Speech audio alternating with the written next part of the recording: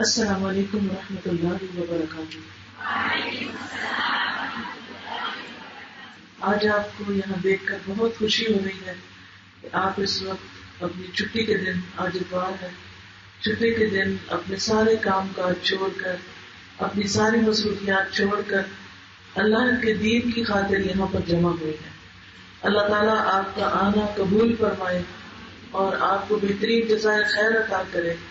اللہ تعالیٰ ان لوگوں کو بھی بہترین جزائے خیر عطا کرے جنہوں نے اس مجلس کا انتظام کیا ہے۔ اللہ ہم سب سے قبول فرمائے۔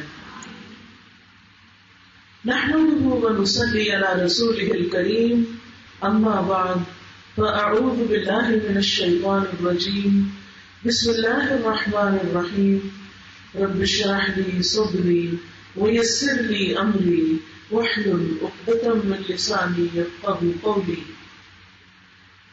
پیاری بہنوں، ہم سب کو اللہ تعالیٰ کا بہت زیادہ شکر ادا کرنا چاہیے کہ اس نے ہمیں مسلمان پیدا کیا ہے۔ ہم نے مسلمان گھرانوں میں آنکھ کھولی، ہم نے شروع سے ہی لا الہ الا اللہ پڑھا، سنا ہے۔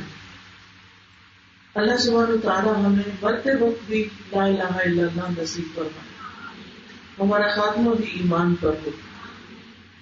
ہماری یہ زندگی اس کا ایک آغاز بھی ہے اور اس کی ایک انتہا بھی ہے، جو اس دنیا کی زندگی ہے۔ اگرچہ اس دنیا کی زندگی ہمیشہ کی زندگی نہیں، بلکہ ہماری ٹوٹل زندگی کا ایک حصہ ہے۔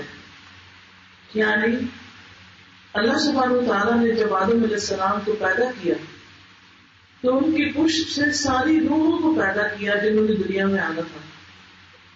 پھر ہر کوئی اپنی اپنی باری پر اس دنیا میں آ رہا ہے، اور پھر ایک وقت آتا ہے کہ انسان اس دنیا سے رخصت ہو جاتا ہے۔ کل نفس ذائقۃ الموت، ہر نفس کو موت کا ذائقہ چکھنا ہے۔ ہر ایک پر موت لکھی ہوئی ہے جس سے کوئی بھی فرار حاصل نہیں کر سکتا۔ ہم سب نے واپس جانا ہے، اور جب موت آتی ہے تو وہ یہ نہیں دیکھتی کہ اس کے پیچھے کتنے اس کے پیارے ہیں جو اس کی جدائی کو محسوس کریں گے، جن کی اس کو ضرورت ہے۔ اس شخص کی جس کو وہ جان لے رہے ہوتے ہیں فرشتے، اس کی پیچھے والوں کو کتنی ضرورت ہے، وہ کتنا نیک ہے، یہ کتنا مالدار ہے، یہ نہیں دیکھا جاتا۔ بلکہ جب کسی جان کے جانے کا وقت آتا ہے تو پھر وہ دنیا سے رخصت ہو جاتی ہے۔ ہماری موت کا دن اور وقت سب کچھ لکھا ہوا ہے، جس پر ہم نے اپنے رب کے حضور حاضر ہو جانا ہے اور اپنے رب سے ملاقات کرنی۔ لیکن اس کے لیے بہت ضروری ہے کہ ہم اس ملاقات کی تیاری کریں، کیونکہ اگر تیاری کے بغیر ہم گئے تو بڑی مشکل ہو سکتی ہے۔ جیسے آپ اگر دنیا میں سفر کرنے جا رہے ہیں اور نہ آپ کرایہ لے کر جائیں، اور نہ ہی آپ کوئی اپنے ساتھ کھانے پینے کا سامان لے کر جائیں، اور نہ ہی اپنا سفری اور سامان، تو آپ کا سفر بہت سخت تکلیف دہ ہوگا۔ لیکن اگر آپ پوری تیاری سے نکلے ہیں تو اگرچہ سفر میں دقت اور مشقت ہوتی ہے لیکن آپ کا سفر آسان ہو جائے گا۔ تو جو شخص جتنی اچھی تیاری کے ساتھ نکلتا ہے اس کے لیے اتنی ہی آسانی ہو جاتی ہے۔ تو ہم سب کے لیے ضروری ہے کہ ہم اپنے سفر آخرت کی تیاری کریں۔ لیکن کیا کریں اس کے لیے؟ اس کے لیے ہمیں علم حاصل کرنا ہے، جاننا ہے کہ وہاں کس چیز کی ضرورت ہے، وہاں کیا پوچھا جائے گا، وہاں کیا مانگا جائے گا۔ کیا وہاں ہم سے ہماری دولت کا سوال ہوگا، ہمارے بچوں کا ہوگا، ہمارے رزق روزی کا ہوگا کہ کتنی تھے تمہارے پاس، ہمارے مربع اور زمینیں کتنی تھی، ہماری کوٹیاں اور جائیدادیں کتنی تھی، کیا بنا کے لائے ہو، یہ پوچھا جائے گا؟ نہیں، یہ نہیں پوچھا جائے گا، بلکہ یہ پوچھا جائے گا کہ عمل کر کے کیا آئے، جس کام کے لیے دنیا میں بھیجا گیا تھا، اللہ کی عبادت کا کام، وہ کتنا کیا ہے۔ اللہ کی عبادت کے لیے ہمیں لازم ہے کہ ہم علم حاصل کریں۔ نبی صلی اللہ علیہ وسلم نے فرمایا تھا، طلب العلم فریضۃ علی کل مسلم، علم حاصل کرنا ہر مسلمان پہ فرض ہے۔ ہم سب مسلمان ہیں نا، تو ہم سب کے لیے لازم ہے کہ ہم سیکھیں چاہے زندگی کی کوئی بھی اسٹیج کیوں نہ ہو.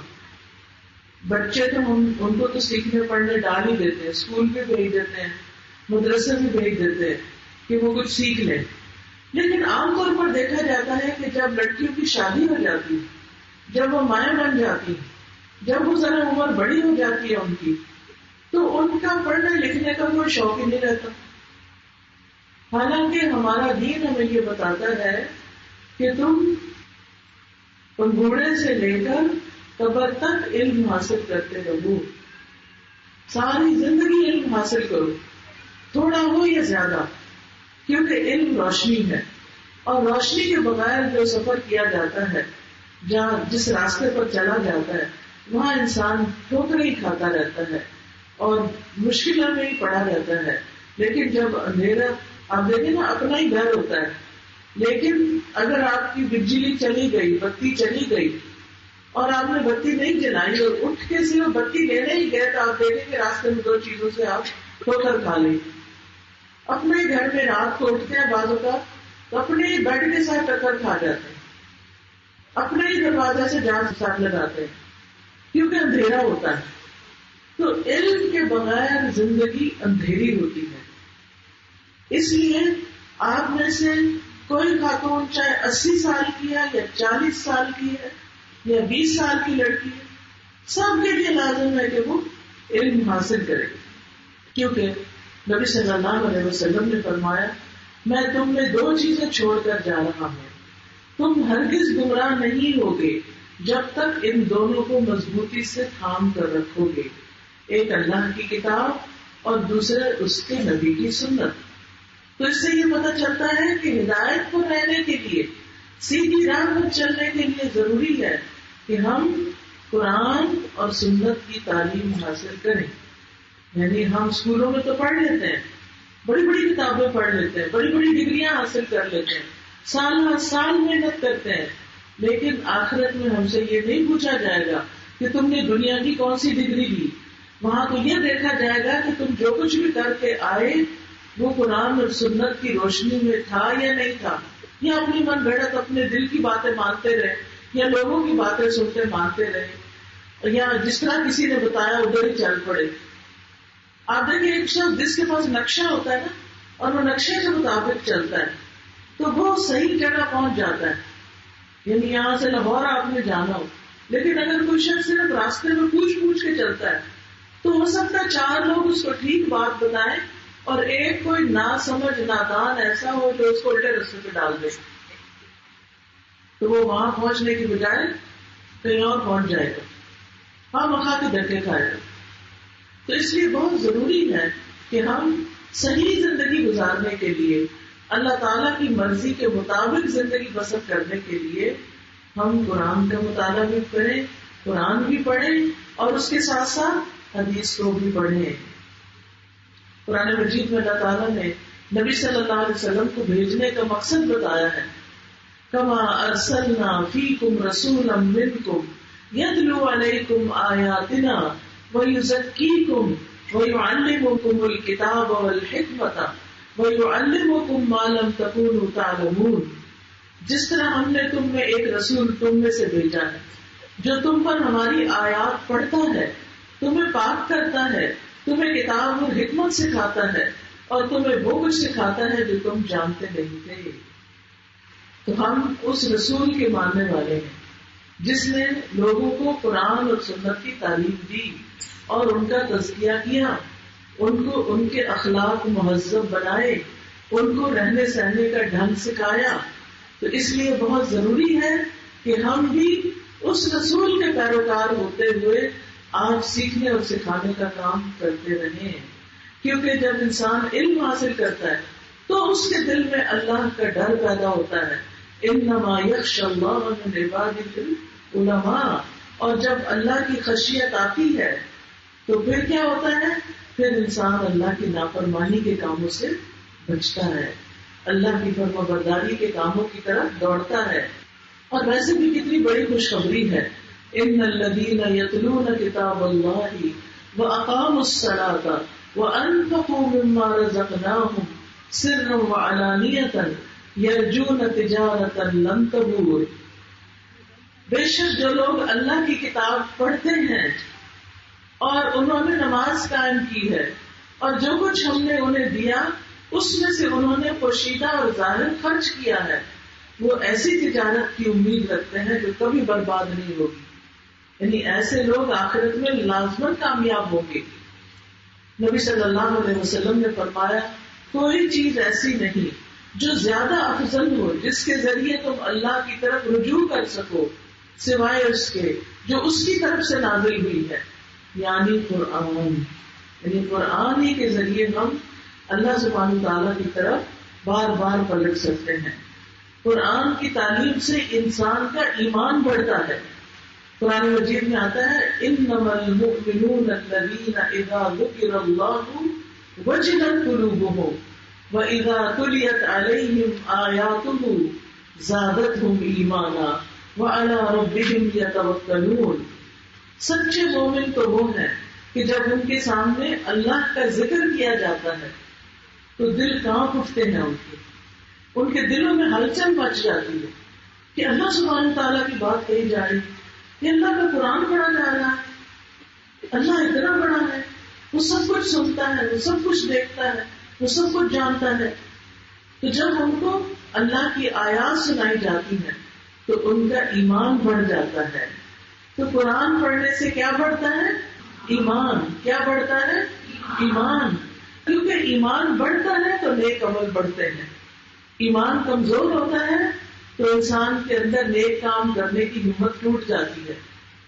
اس لیے بہت ضروری ہے کہ ہم اللہ کی آیات سنتے رہیں، پڑھتے رہیں، تاکہ ہمارا ایمان بڑھتا رہے اور اپنے رب پر وہ بھروسہ کرتے ہیں، توکل کرتے ہیں۔ یاد رکھیں یہ زندگی ایک امتحان ہے، اس میں طرح طرح کی مشکلات ہیں، اس میں انسان کے اندر خوف، غم، فکر، پریشانیاں رہتی ہیں، اور ان پریشانیوں کا علاج توکل ہے کہ انسان اپنے سارے معاملات اللہ کے سپرد کر دے کہ میرا بھروسہ اللہ پر ہے۔ لیکن یہ بھروسہ کب آتا ہے؟ جب انسان ایمان رکھتا ہے، اور ایمان کب بڑھتا ہے؟ جب انسان قرآن پڑھتا ہے، قرآن سنتا ہے۔ اور پھر صحیح عبادت کا طریقہ بھی تو قرآن سے ہی پتہ چلتا ہے، سنت سے ہی پتہ چلتا ہے۔ اس کی تعلیم کی بدولت ہی انسان سیدھے راستے کی طرف رہنمائی پاتا ہے۔ ان ھذا القرآن یہدی للتی ہی اقوم، بے شک یہ قرآن اس راستے کی رہنمائی کرتا ہے جو سب سے زیادہ درست ہے، بالکل ٹھیک راستہ ہے، جس پہ چل کے انسان پریشانیوں سے بچ سکتا ہے، جس پہ چل کے انسان دنیا اور آخرت میں کامیابیاں حاصل کرتا ہے۔ وَيُبَشِّرُ الْمُؤْمِنِينَ الَّذِينَ يَعْمَلُونَ الصَّالِحَاتِ أَنَّ لَهُمْ أَجْرًا كَبِيرًا، اور جو لوگ ایمان لاتے ہیں اور نیک عمل کرتے ہیں انہیں بشارت دیتا ہے کہ ان کے لیے بہت بڑا اجر ہے۔ تو یہ قرآن خوشخبریاں بھی دیتا ہے، ڈراتا بھی ہے اور خوشخبریاں بھی دیتا ہے۔ لہذا جو قرآن سے جڑا رہے گا وہ سیدھے راستے پر رہے گا، اور اس کو اللہ تعالیٰ ایک فرقان عطا کرے گا جس کی بدولت وہ گمراہی سے بچ جائے گا۔ عبداللہ بن مسعود کہتے ہیں کہ اس سیدھے راستے پر آمد و رفت رہتی ہے، یعنی شیطان آتے رہتے ہیں اور کہتے ہیں اے اللہ کے بندو اس دوسرے راستے پہ آ جاؤ، بس تم اللہ کی رسی مضبوطی سے پکڑ لینا۔ یاد رکھو اللہ کی رسی قرآن ہے۔ قرآن مجید میں بھی آتا ہے وَاعْتَصِمُوا بِحَبْلِ اللَّهِ جَمِيعًا وَلَا تَفَرَّقُوا، اور اللہ کی رسی کو مضبوطی سے پکڑ لو اور تفرقے میں نہ پڑو۔ تو جب قرآن سب پکڑ لیں گے تو انشاءاللہ آپس کے اختلافات بھی ختم ہو جائیں گے، آپس کے لڑائی جھگڑے اور فتنے فساد یہ چیزیں بھی دور ہو جائیں گی۔ پھر یاد رکھیں زندگی کے علاوہ انسان جب مر کے قبر میں جاتا ہے تو قبر کے سوالوں کا جواب بھی وہی دے سکے گا جو قرآن پڑھتا ہے۔ رسول اللہ صلی اللہ علیہ وسلم نے فرمایا میت کو دفنا کر جب لوگ پیٹ پھیر کر واپس جاتے ہیں تو میت ان کے قدموں کی آہٹ سنتی ہے، یعنی زمین میں اس کو آواز آتی ہے کہ لوگ واپس جا رہے ہیں، اب مجھے اکیلا یہاں چھوڑ کر۔ جبکہ اس سے یہ پوچھا جا رہا ہوتا ہے اے غلام تیرا رب کون ہے، من ربو کا، ماں دینوں کا، تیرا دین کیا ہے، ومن نبیوں کا، اور تیرا نبی کون ہے۔ فرمایا اس کے پاس 2 فرشتے آتے ہیں اور اسے بٹھاتے ہیں اور اس سے یہ سوال کرتے ہیں، اور پھر وہ پوچھتے ہیں نبی صلی اللہ علیہ وسلم کے بارے میں، تو وہ صحیح جواب دیتا ہے.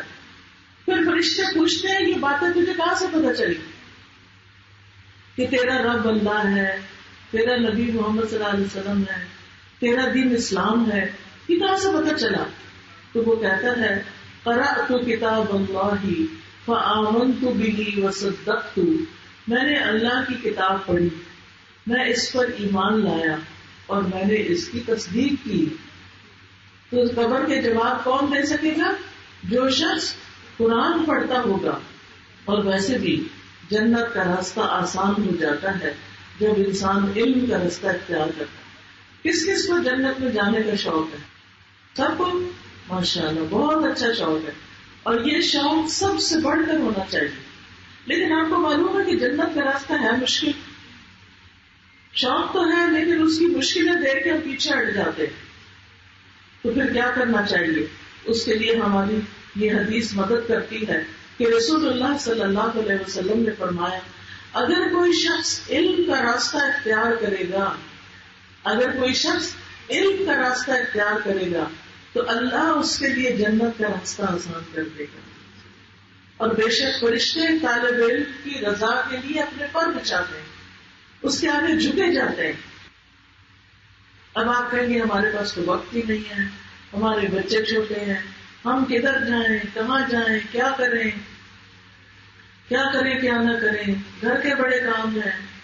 ساری باتیں اپنی جگہ ہیں.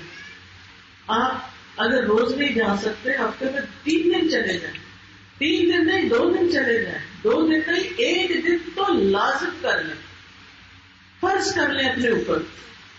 پہلے تو خواتین جمعہ پڑھتی تھی، جمعہ میں بھی بعض نصیحت ہو جاتی، لیکن اب تو ہمارے یہاں مسجدیں بھی نہیں ہے جہاں پر عورتوں کے لیے جمعے کا انتظام ہو. اور میں یہ کہوں گی کہ جو بچیاں قرآن پڑھ چکی ہیں انہیں محلے میں مختلف درس کرنے چاہیے اور انہیں لوگوں کو قرآن اور سنت کی تعلیم دینی چاہیے. بعض اوقات خواتین کے پاس ٹرانسپورٹ نہیں ہوتی، کار نہیں ہوتی، گاڑی نہیں ہوتی، موٹر سائیکل نہیں ہوتا، مرد حضرات کام پر گئے ہوتے ہیں، وہ دور کی جگہوں پہ نہیں جا سکتے جہاں پہلے سے درس قائم ہے. وہ پیدل کیسے جائیں؟ وہ روز اتنا کرایہ کیسے خرچ کریں؟ تو ہفتہ وار درس کثرت سے کرنے چاہیے. ایک ہفتہ اس محلے میں، دوسرا ہفتہ وہاں، تیسرا ہفتہ وہاں. آپ دیکھیں گے کہ انشاءاللہ اللہ آپ کی زندگی میں برکت ڈالے گا. اللہ نے آپ کو یہ علم اس لیے دیا تھا کہ بانٹیں، اور جب آپ یہ علم بانٹیں گے تو انشاءاللہ اللہ کی مدد آئے گی، آپ کے لیے اللہ کی رحمت آئے گی، آپ کی زندگی میں برکتیں آئیں گی.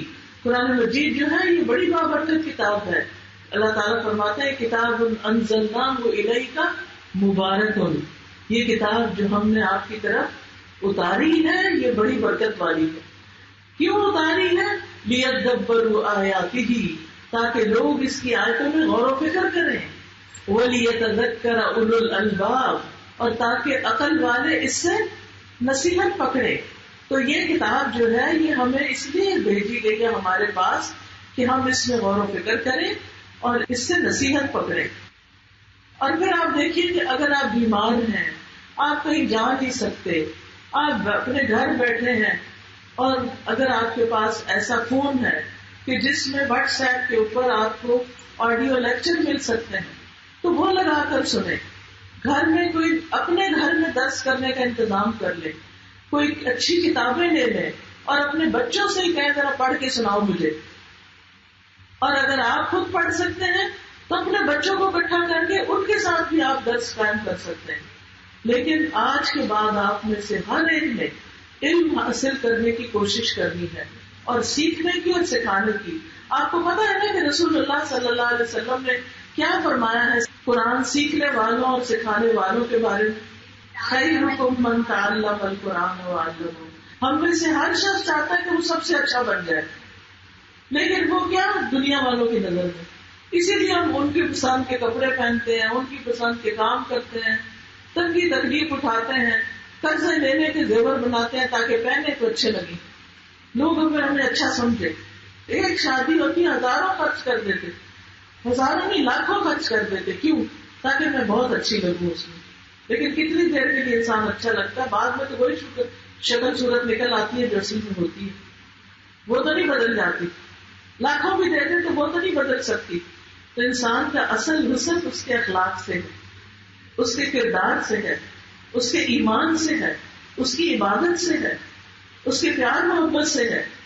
اور وہ چیزیں انسان کے اندر دوسروں کی طرف سے آنے والی تکلیف کے باوجود تب آتی ہے جب مضبوط ایمان ہوتا ہے. اور مضبوط ایمان تب آتا ہے جب انسان اللہ پہ بھروسہ کرتا ہے اور اللہ کی کتاب پڑھتا ہے. یہ کتاب پھر ہمارے لیے بہت بڑا سہارا بن جاتی ہے. تو ہمیں اللہ کی نگاہوں میں اچھا بننا ہے، جو پوری کائنات کا رب ہے، جس نے آسمان اور زمین تخلیق کیے ہیں. اور وہ اگر کہتا ہے کہ تم میں سب سے اچھا وہ ہے جو قرآن پڑھے یا پڑھائے، تو ہمیں کیا بن جانا ہے؟ اگر پڑھا ہوا ہے تو پڑھانے والا بن جانا ہے، اگر پڑھا نہیں یا ٹھیک نہیں آتا تو پڑھنے والا بن جانا ہے. تیسری کوئی چیز نہیں. یا قرآن پڑھے یا قرآن پڑھائیں، یا قرآن پڑھے یا قرآن پڑھائیں. اور میں کہوں گی کہ جو آپ کی بیٹیاں یا آپ کی بہویں یا آپ کی بہنیں قرآن کی تعلیم حاصل کر چکی ہیں اور وہ گھر کے ہی کاموں میں لگی ہوئی کچھ کرنے کے قابل نہیں رہی، میں ساسوں سے، ماؤں سے، بڑی بہنوں سے یہ درخواست کروں گی کہ وہ ان کی مدد کریں، انہیں تھوڑا سا ٹائم دیں تاکہ وہ بھی قرآن سیکھ سکھا سکیں. ابھی جو بچے عبدالحکیم سے آئی ہے، پچھلی دفعہ میں عبدالحکیم گئی تھی تو ان کی ساس ماشاءاللہ اتنی اچھی ہے کہ انہوں نے اپنی بہو کو شادی بھی اس مقصد کے لیے کی اور اس کام کے لیے وقف کیا ہوا ہے. گھر کے کام ساری بہوؤں نے مل کے بانٹے ہوئے ہیں اور پھر جس وقت جس کے پاس وقت ہوتا ہے وہ اپنے دین کے کام میں استعمال کرتی ہے. اپنی جگہ بھی بنائی ہوئی ہے جہاں پر دین کا کام ہوتا ہے. دیکھیے جب دنیا سے ہم جائیں گے تو سارا کچھ پیچھے رہ جائے گا نا. جو جگہ ہم نے اللہ کے کام کے لیے رکھی، جہاں اللہ کا ذکر ہوا، جس شخص کو ہم نے اللہ کے دین کے کام کے لیے تیار کر دیا یا اس کو فیسیلیٹیٹ کر دیا یا اس کی مدد کر دی، تو پھر یہی ہمارے لیے صدقہ جاریہ بن جائے گا انشاءاللہ. تو یاد رکھیے عورتوں کے لیے بھی دین کا علم حاصل کرنا فرض ہے، کیونکہ طلب العلم فریضۃ علی کل مسلم. کیا عورتیں مسلمان نہیں؟ عورتیں بھی مسلمان ہیں اور عورتوں پر بھی لازم ہے کہ وہ علم حاصل کریں. ازواج مطہرات کے لیے قرآن مجید میں اللہ سبحانہ وتعالیٰ نے جو حکم دیا وہ کیا تھا؟ وَاذْكُرْنَ مَا يُتْلَى فِي بُيُوتِكُنَّ مِنْ آیَاتِ اللَّهِ وَالْحِکْمَةِ، اور اللہ کی جن آیات اور دانائی کی باتوں کی تمہارے گھروں میں تلاوت کی جاتی ہے انہیں یاد کرو، ان کا ذکر کرو. یعنی جو تمہارے گھروں میں قرآن اور سنت پڑھایا جاتا ہے تم بھی آگے اس کو سکھاؤ.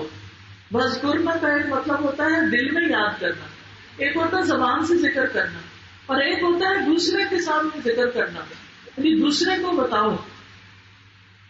تو ہمارے لیے نمونہ کون ہے؟ امت کی مائیں کون ہے؟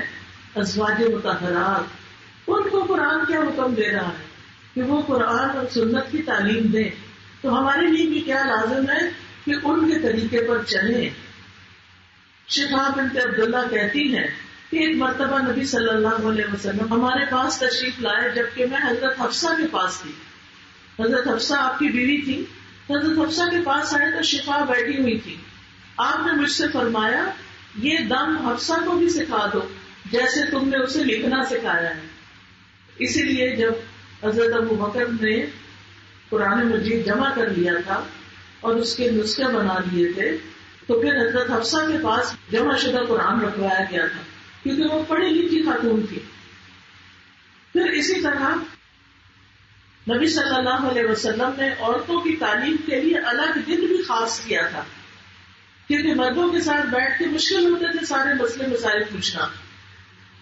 یعنی بعض اوقات مرد ٹیچر ہوتے ہیں، مرد استاد ہوتے ہیں، ان سے پڑھا جا سکتا ہے لیکن ہر بات مردوں سے نہیں سیکھ سکتے ہم.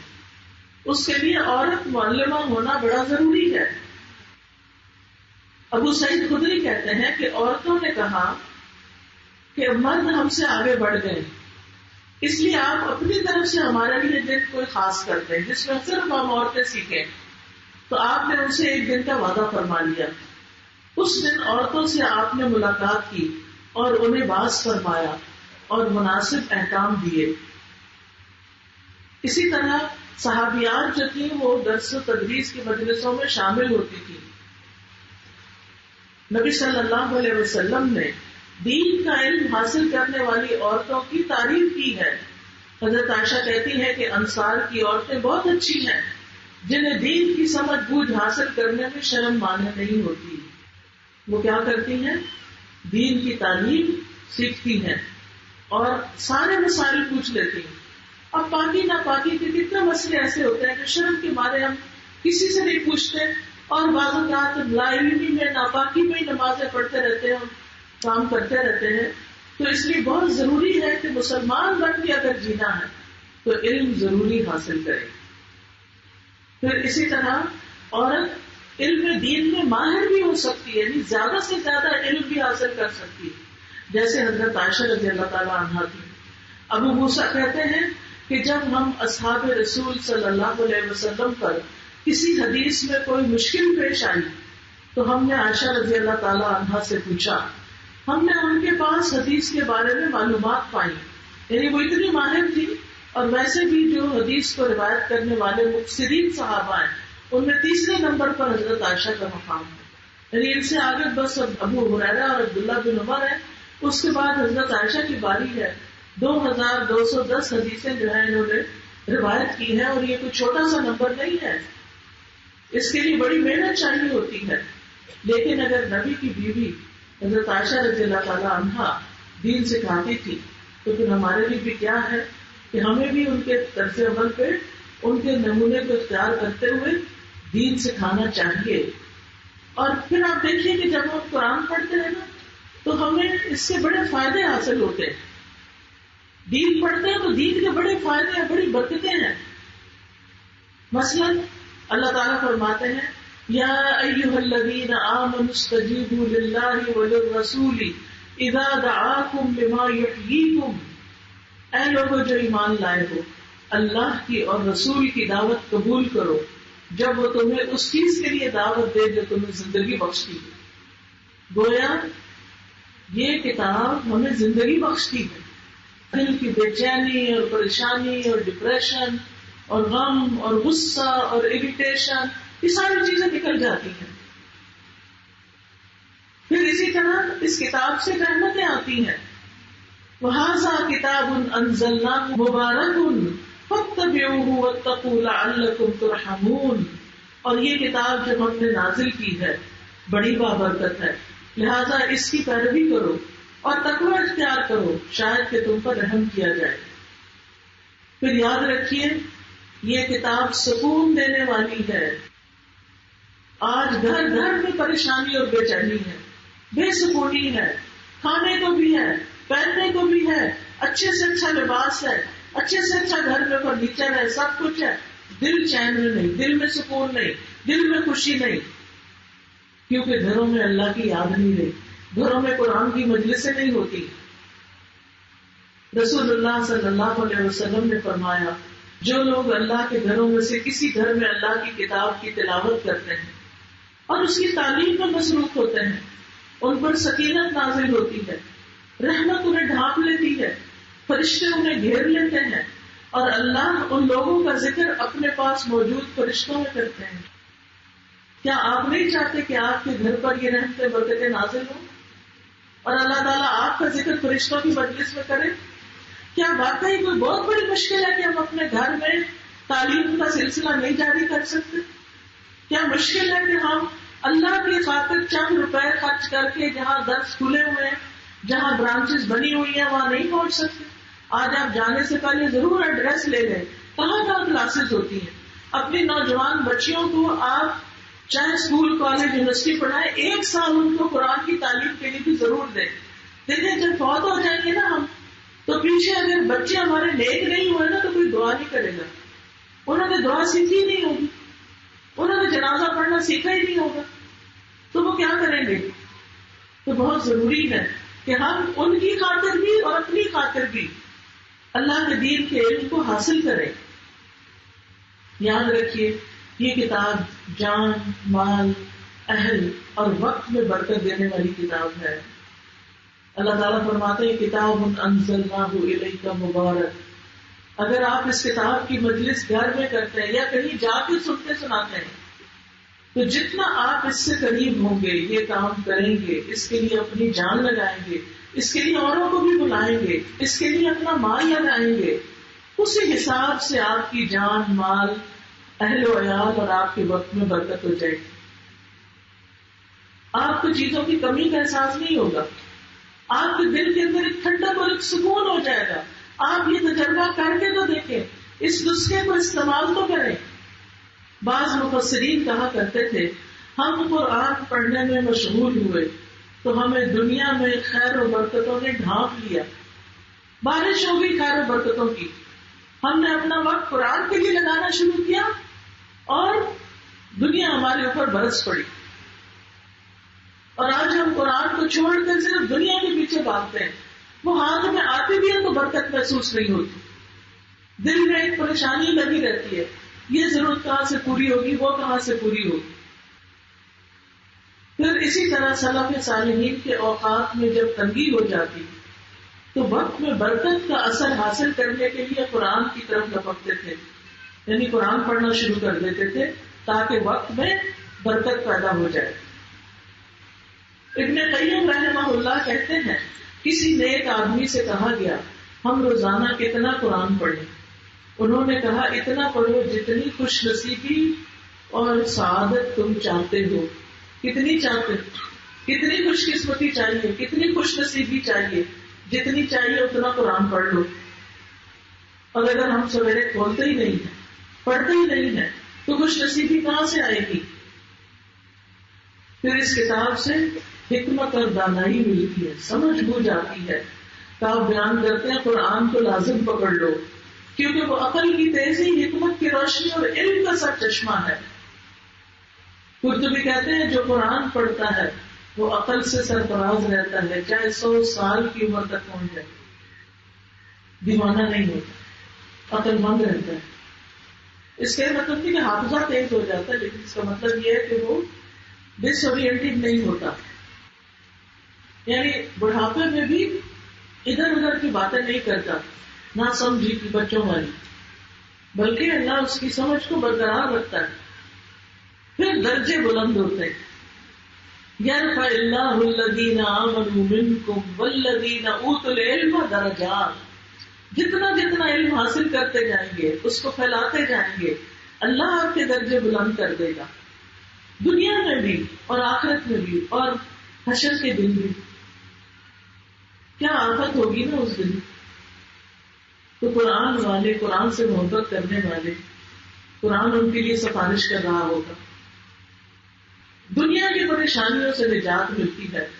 ابو ہریرہ کہتے ہیں کہ نبی صلی اللہ علیہ وسلم نے فرمایا کہ اللہ تعالیٰ فرماتا ہے اے ابن آدم تم اپنے آپ کو میری عبادت کے لیے فارغ کر لو، میں تمہارے دل کو بے نیازی سے بھر دوں گا اور تمہارا فقر محتاجی دور کر دوں گا. لیکن اگر تم ایسا نہیں کرو گے تو میں تمہارے دونوں ہاتھ کاموں میں مشغول کر دوں گا اور تمہاری محتاجی دور نہیں کروں گا.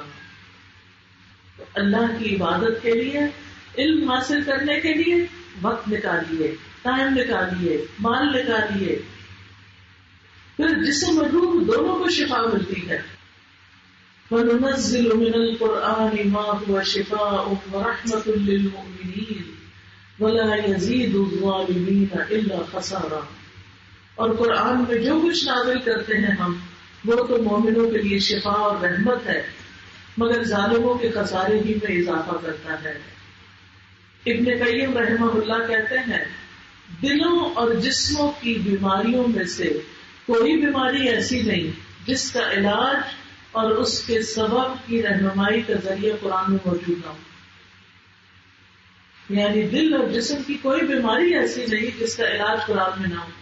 یہ الگ بات ہے کہ کسی کو سمجھ آ جاتی ہے اور کسی کو سمجھ نہیں آتی. تو دنیا اور آخرت میں بے شمار فائدے دینے والی کتاب ہے. سیکھنے سکھانے والے بہترین لوگ ہیں، اللہ کے خاص بندے ہیں، چنے ہوئے لوگ ہیں. اللہ جس کے ساتھ بھلائی کا ارادہ کرتا ہے اس کو دین کی سمجھ دے دیتا ہے. قرآن سیکھنا دنیا کی تمام چیزوں سے بہتر ہے.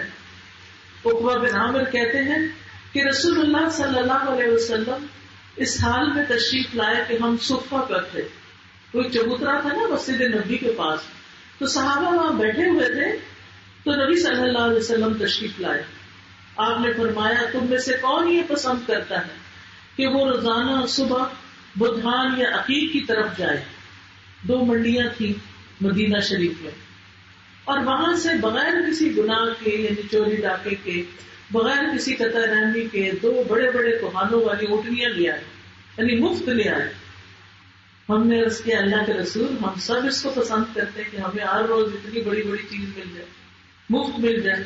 تو آپ صلی اللہ علیہ وسلم نے فرمایا کیا تم میں سے کوئی صبح مسجد کی طرف نہیں جاتا کہ وہ اللہ کی کتاب کی 2 آیتیں خود سیکھے یا سکھائے؟ یہ اس کے لیے 2 اونٹنیوں سے بہتر، 3 آیتیں 3 اونٹنیوں سے بہتر، 4 سے بہتر، اور اسی طرح جتنی تعداد زیادہ ہو اس سے بہتر. سبحان اللہ. آخرت میں تو یہی کام آنا. ہر وقت ہم سے گناہ ہوتے رہتے ہیں تو پتہ نہیں کیا بنے گا، ڈر لگتا ہے نا. لیکن جب انسان قرآن پڑھتا ہے تو امید بنتی ہے کہ انشاءاللہ اس کی وجہ سے ایک ایک حرف کے بدلے 10 نیکیاں جمع ہو رہی ہیں. تو اللہ سبحانہ و تعالیٰ اپنے بندوں پر رحم فرماتا ہے. اس قرآن کے بدلے ایک ایک حرف پر 10 نیکیاں، اور قرآن کو پڑھنا زمین و آسمان میں تذکروں کا باعث بن جاتا ہے. نبی صلی اللہ علیہ وسلم نے فرمایا قرآن کی تلاوت کا اہتمام کیا کرو، کیونکہ وہ آسمان میں تیرے لیے باعث رحمت اور زمین میں تیرے لیے باعث تذکرہ ہے. یعنی قرآن کے ذریعے تمہیں عزت اور مقام ملے گا، آخرت میں بھی دنیا میں بھی. اور صاحب قرآن کا اکرام کیا ہے کہ جب نبی صلی اللہ علیہ وسلم احد کے شہیدوں کو دفن کر رہے تھے، 2 لوگوں کو ایک ہی کپڑے میں کفن دے رہے تھے، تو پوچھتے تھے اس میں سے قرآن کس کو زیادہ یاد ہے. پھر جب ان دونوں میں سے کسی ایک کی طرف اشارہ کیا جاتا تو لحد میں آگے اس کو رکھا جاتا. یعنی دنیا میں بھی عزت، مرتے وقت بھی ہر جگہ قرآن والے آگے آ جائیں. اللہ کے خاص بندے ہیں، VIP جس طرح ہوتے ہیں. جیسے بڑے لوگ ہوتے ہیں نا، تو قیامت کے دن بڑے لوگ دنیا والے بڑے لوگ نہیں ہوں گے سوائے ان کے جنہوں نے اللہ کی کتاب کو پڑھا اور پڑھایا اور اس پر عمل بھی کیا. وہ اللہ کے خاص بندے ہیں، اہل القرآن. تمام مخلوقات اس شخص کے لیے دعائیں کرتی ہے جو علم حاصل کرتا ہے اور خیر کی باتیں سکھاتا ہے. مرنے کے بعد بھی انسان کو بہت فائدے ہیں قرآن پڑھنے کے. قبر میں جب مردے کو رکھ دیا جاتا ہے تو سر کی طرف سے ایک فرشتہ آتا ہے تو تلاوت قرآن اس کو روک دیتی ہے. جب سامنے سے فرشتہ آتا ہے تو صدقہ اس کو پیچھے کر دیتا ہے. جب پاؤں کی طرف سے آتا ہے تو مسجد کی طرف چل کے جانا اسے دور کر دیتا ہے. یعنی انسان کی نیکیاں قبر میں اس کو چاروں طرف سے گھیر لیتی ہیں، کوئی عذاب نہیں آنے دیتی. تو سر کی طرف سے کچھ آئے تو قرآن، کیونکہ ہم جو پڑھتے ہیں منہ سے پڑھتے ہیں، سر میں حفظ کرتے ہیں، یاد کرتے ہیں، ترجمہ پڑھتے ہیں، غور و فکر کرتے ہیں، ہم بات کرتے ہیں، یہ سب کچھ سر سے ہی ہوتا ہے. تو پھر اس سارے حصے کی حفاظت قرآن کرے گا. لیکن اگر پڑھا ہی نہیں تو پھر کیا بنے گا؟ آپ فکر ہی نہ کریں کہ آپ عمر کے کس حصے میں، پھر کچھ شرم نہ کریں. نہیں آپ نے پڑھا، بچپن میں نہیں پڑھا کسی نے، اب قاعدہ اٹھا لے. اپنی بیٹی سے کیا آپ کو پڑھائے. آپ کو معلوم ہے میری والدہ ماشاءاللہ 78 سال کی ہوئی ہیں، فوت ہوئی ہیں 2 ہفتے پہلے. اللہ ہم پر اپنی رحمت اور بخشش کی بارش کرے. ان کی عمر 78 سال تھی اور بیمار ہونے سے ایک دن پہلے بھی کلاس میں تھی. ایک دن پہلے بھی کلاس میں. پہلے تو ہم ماشاءاللہ 12 بہن بھائی تھے اور ان کو بالکل فرصت نہیں ملتی تھی، لیکن ہر روز صبح پھر بھی قرآن پڑھتی تھی. ہم نے جب بھی بچپن سے آنکھ کھولی اپنے گھر میں تو امی کی آواز سنی قرآن کی. وہ ہم سے کئی پہلے اٹھتی تھی اور نماز وغیرہ پڑھ کے تلاوت بلند آواز سے کرتی تھی.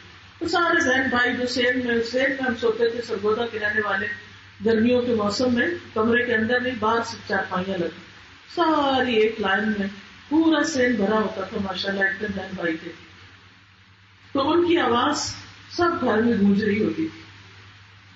اس وقت ان کا معمول زیادہ تر اپنی نمازیں اور تلاوت ہی تھا، اور زیادہ پڑھنا پڑھانا نہیں تھا، کیونکہ ان کے پاس وقت بھی کم تھا. لیکن جس وقت جو ہی بچے ذرا بڑے ہوئے، اس وقت بھی ہفتے میں ایک دن درس وغیرہ میں جاتی تھی، لیکن جب بچے بڑے ہوئے اور الہدا میں آ گئی تو پھر وہ طالب علم بن گئی. میں پڑھا رہی ہوتی تھی، وہ پڑھ رہی ہوتی تھی. مجھ سے میری والدہ بڑی تھی، اتنی عاجزی تھی ان کے اندر کہ کبھی انہوں نے یہ نہیں سوچا کہ میں اپنی بیٹی سے کیوں پڑھوں، یہ تو چھوٹی ہے مجھ سے. شوق سے بیٹھتی تھی کلاس میں، ہر کلاس میں.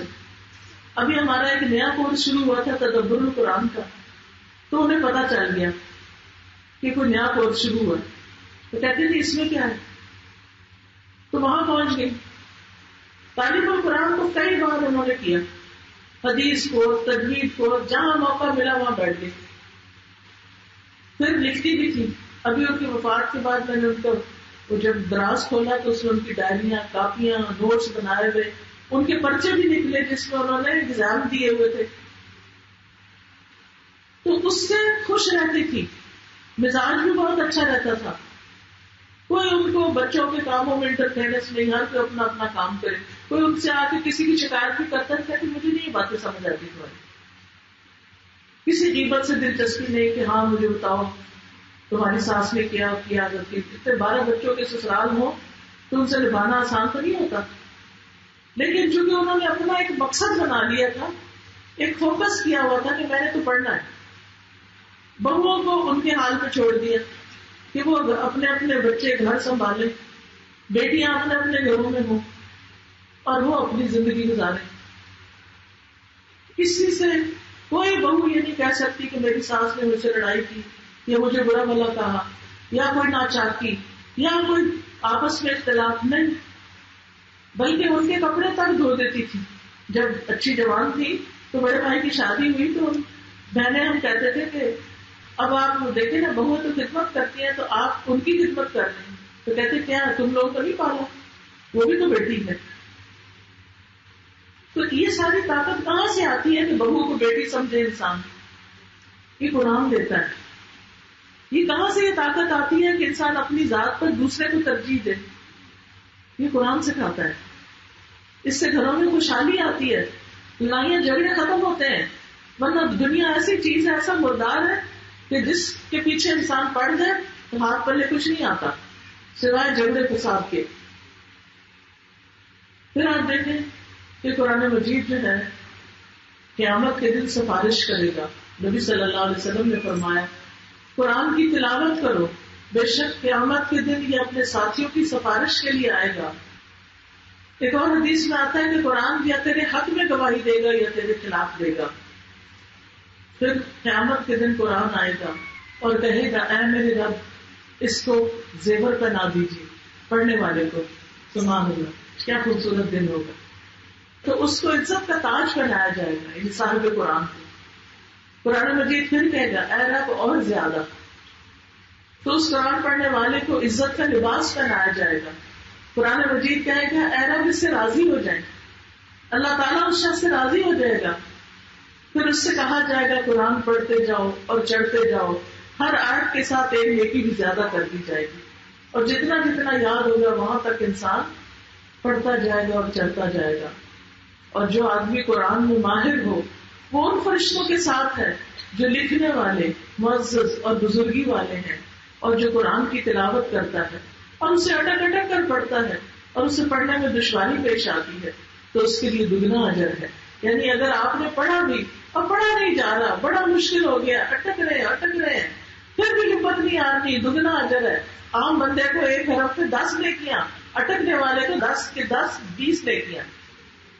اللہ تعالیٰ کسی کو بھی محروم نہیں کرتا. اس لیے بس آپ نے نیت میں پکا ارادہ کر لینا ہے کہ انشاءاللہ میں کوئی نہ کوئی برانچ جوائن کروں گی، کوئی نہ کوئی اپنے گھر بھی درس کرواؤں گی، اور اس طرح کی مجلس ہے پورے میاں چندوں میں آگ ہو جائے انشاءاللہ. لیکن جو شخص قرآن سے روگردانی کرتا ہے تو اس کی زندگی تنگ ہو جاتی ہے. قرآن سے منہ موڑنے کی وجہ سے زندگی میں پریشانیاں آتی ہیں. قرآن مجید سے منہ موڑنے کی وجہ سے زندگی میں پریشانیاں آتی ہیں.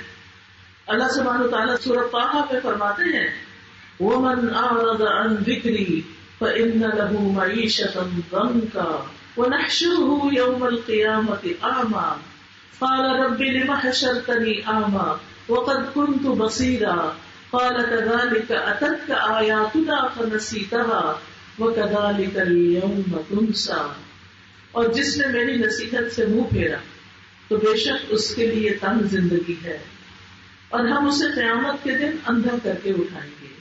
وہ کہے گا اے میرے رب تو نے مجھے اندھا کر کے کیوں اٹھایا حالانکہ میں تو دیکھنے والا تھا. وہ فرمائے گا اسی طرح ہماری آیات تیرے پاس آئی تھی تو تو انہیں بھول گیا اور آج تجھے بھی بلایا جائے گا. تو دنیا کی زندگی بھی تنگ اور آخرت میں بھی مصیبت. اس لیے گھروں میں قرآن کھل جانا چاہیے اور جس کے ساتھ اللہ بھلائی کا ارادہ کرتا ہے اس کو دین کی سمجھ دیتا ہے. گویا حافظ ابن حجر اسقلانی کہتے ہیں جو دین میں سمجھ حاصل نہیں کرتا وہ اسلام کے اصول و قواعد نہیں سیکھتا وہ بھلائی سے محروم کر دیا گیا. جس نے دین کا علم حاصل نہیں کیا وہ بھلائی سے محروم کر دیا گیا. قرآن کو چھوڑنا باعث حسرت ہے. نبی صلی اللہ علیہ وسلم نے فرمایا قرآن کریم کو سیکھو کیونکہ یہ قیامت کے دن اپنے پڑھنے والوں کی سفارش کرے گا. 2 روشن صورتیں یعنی سورۃ البقرہ اور آل عمران سیکھو کیونکہ یہ دونوں صورتیں قیامت کے دن صائبانوں کی شکل یا پرندوں کی 2 صف بستہ ٹولیوں کی شکل میں آئیں گی اپنے پڑھنے والوں کا دفاع کریں گی. فرمایا سورۃ البقرہ کو سیکھو کیونکہ اس کا حاصل کرنا باعث برکت اور اس کا چھوڑنا باعث حسرت ہے. تو سورۃ البقرہ سیکھو اور باطل اس کی طاقت نہیں رکھتا یعنی اس کا مقابلہ نہیں کر سکتا. جادو ٹونا یہ چیزیں اس بندے پر حاوی نہیں ہو سکتی آ نہیں سکتی. میری والدہ ماشاءاللہ اتنی بڑی عمر کی ہونے کے باوجود روزانہ سورۃ البقرہ پڑھتی تھی. ایک وقت تھا ذرا ان کی صحت اچھی تھی تو البقرہ اور آل عمران دونوں پڑھتی تھی. کینیڈا میں آئی تھی تقریباً 4-5 مہینے رہی تھی تو ان کو صبح کے وقت معمول یہی ہوتا تھا کہ وہ سورۃ البقرہ پڑھ لیتی پھر تھوڑا سا آرام کر لیتی پھر سورۃ آل عمران شروع کرتی. شام تک وقفوں کے ساتھ دونوں صورتیں پڑھ لیتی کیونکہ یہ دونوں صورتیں قیامت کے دن 2 صاحبانوں کی شکل میں آئیں گی. جو سورج کی تپش ہوگی نا اس سے بچانے والی. اور جو شخص رحمان کے ذکر سے آنکھیں بند کر لیتا ہے اس پر اللہ شیطان مسلط کر دیتا ہے. تو قرآن چھوڑنے کا نقصان کیا ہے؟ ایسے انسان پر شیطان مسلط ہو جاتا ہے جو اس کا ساتھی بن جاتا ہے اور وہ اس کو سیدھے رستے سے روکتا ہے. تو وہ ساری بچیاں جنہوں نے قرآن کا کورس کر لیا یا ابھی کر رہی ہیں وہ ساری زندگی قرآن کو نہ چھوڑے.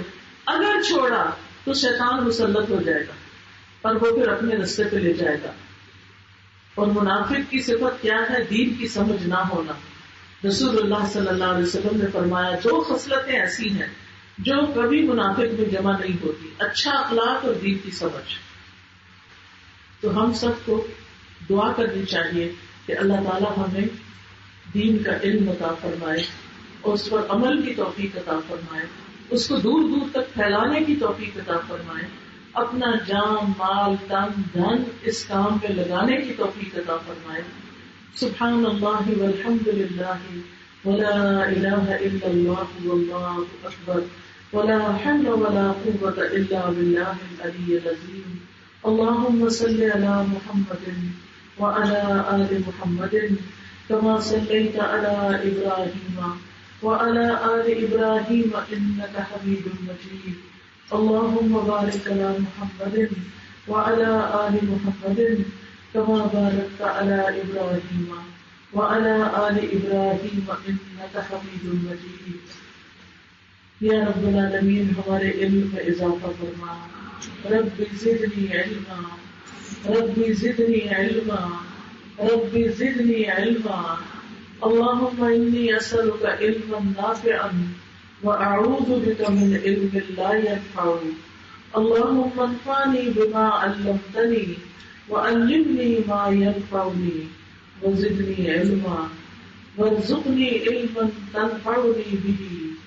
اللهم علمنا الكتاب اللهم فقهنا في الدين اللهم اجعل القرآن ربيع قلوبنا ونور صدورنا وجلاء أحزاننا وذهاب همومنا وغمومنا. یا اللہ اس کتاب کو ہمارے دلوں کی بہار، سینوں کا نور، غموں میں روشنی اور پریشانیوں کی دوری کا ذریعہ بنا دے. اللہ ہمیں ہمت دے، صحت دے، عافیت عطا کر کہ ہم اپنی باقی زندگی کا زیادہ سے زیادہ وقت قرآن کے ساتھ گزارے. یا اللہ تم ہمارے اوقات میں برکت پیدا کر دے. یا اللہ تم ہمیں ہر بری بیماریوں سے نجات دے. اللہ جو بیمار ہے انہیں صحت عطا کر دے. اللہ جو گھریلو پریشانیاں کے شکار ہیں ان کی پریشانیاں دور کر دے. جن کے اوپر کوئی برے اثرات ہیں ان کے اثرات دور کر دے. یا رب العالمین ہمیں آپس میں گھروں میں اتفاق اور محبت عطا کر دے اور نیکیوں کے راستے میں ہمیں چلتے رہنے بھاگتے رہنے کی توفیق عطا فرما دے. یا اللہ جتنی بہنیں آئی ہیں ان کی جو دعائیں ہیں اپنے لیے، اپنے بچوں کے لیے، بیماریوں کے لیے، یا اللہ ان سب دعاؤں کو قبول فرما. اللہ ہم سب کو زیادہ سے زیادہ اپنا تقرب عطا فرما. یا اللہ مالی پریشانیوں میں جو گرفتار ہیں، جن کے پاس جاب نہیں، جن کا کاروبار ٹھیک نہیں چل رہا، اللہ ان کی مدد فرما. یا اللہ جو بچوں کی بیماریوں کے لیے پریشان ہیں ان کی پریشانیاں دور کر دے. اللہ ہمارے والدین پر رحمت فرما. رب ارحمہما کما ربیانی صغیرا رب ارحمہما کما ربیانی صغیرا رب ارحمہما کما ربیانی صغیرا. اللہم اغفر لهم وارحمهم وعافهم واعف عنهم واکرم نزلهم ووسع مدخلهم واغسلهم بالماء والثلج والبرد ونقهم من الخطايا كما ينقى الثوب الأبيض من الدنس. اللهم أبدلهم دارا خيرا من دارهم وأهلا خيرا من أهلهم وزوجا خيرا من زوجهم. اللهم أدخلهم الجنة اللهم أدخلهم الجنة وأعذهم من عذاب القبر ومن عذاب النار. ربنا آتنا في الدنيا حسنة وفي الآخرة حسنة وقنا عذاب النار. ربنا هب لنا من أزواجنا وذرياتنا قرة أعين واجعلنا للمتقين إماما. اللهم اكفنا بحلالك عن حرامك وأغننا بفضلك عمن سواك. اللہ ہم سب پر اپنی رحمتیں اور برکتیں نازل فرما. ربنا تقبل منا انك انت السميع العليم وتب علينا انك انت التواب الرحيم.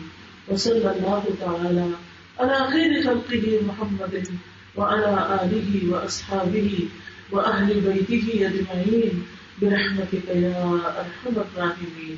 إلهي آمين. سبحانك اللهم وبحمدك أشهد أن لا إله إلا أنت أستغفرك وأتوب إليك. السلام علیکم ورحمۃ اللہ وبرکاتہ.